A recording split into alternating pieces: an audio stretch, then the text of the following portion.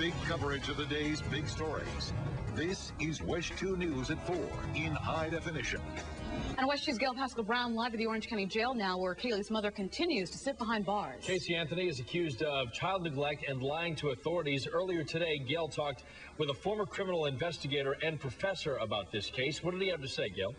That's right. He's a former homicide investigator, too. Dr. Richard Weinblatt is a former police chief, and he also runs the police academy at Seminole Community College.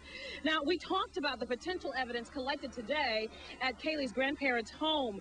Crime techs also, we're told, went in to use black lights to look even deeper for any clues to find 2-year-old Caylee Marie Anthony. And could they be going through now? Well, what a black light does is it's a different frequency of light, and it lets bodily fluids that won't be visible to the naked eye show up.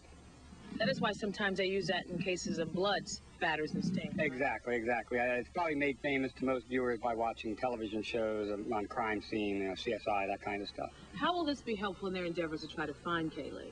Well, I mean, they're running on several different hypotheses. One, of course, is that something bad may have happened to her, and they have to eliminate that as a possibility or prove it as a possibility, one of the two.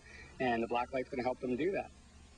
Dr. Weinblatt says when it comes to collecting clothes, as detectives did do today, there are a number of things they're looking for, bodily fluids and fibers included. Information investigators may be able to use to put together with other info and other interviews that they have already collected. Now, I asked Dr. Weinblatt, based on his experience and training, what are his opinions about this case? And he told me that he fears that there's a possibility that this story will have a sad ending. But he says this case will be solved. I'm Gail Pascal Brown, live in Orange County for WESH 2 News.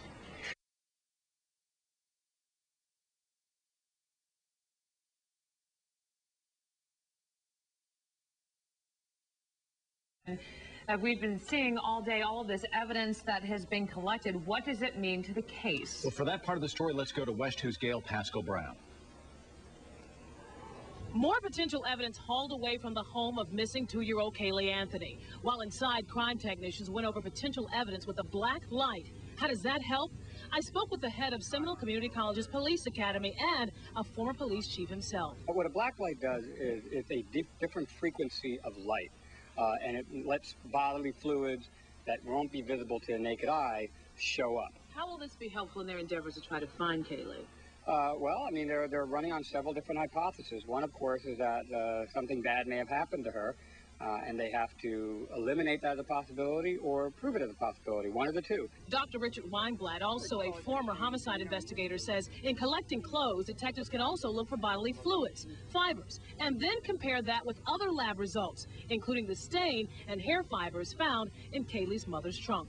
As you're watching this, what stands out most for you based on your experience and training? It is unusual to see stories changing so much, which is what was happening with the mother. It is also unusual to have a story that has so much media attention. I think that we are going to find possibly a sad ending to this story. I do believe it will be solved, unlike some other ones, like the Duckett case. I think that'll be a lot harder to solve because I think a lot of answers went with Melinda Duckett when she took her own life. In Orange County, Gail Pascal Brown, WESH 2 News. Dr. Weinblatt says from the Orange County Sheriff's Office perspective, they've been diligent on this case, doing what they're supposed to do and doing it well.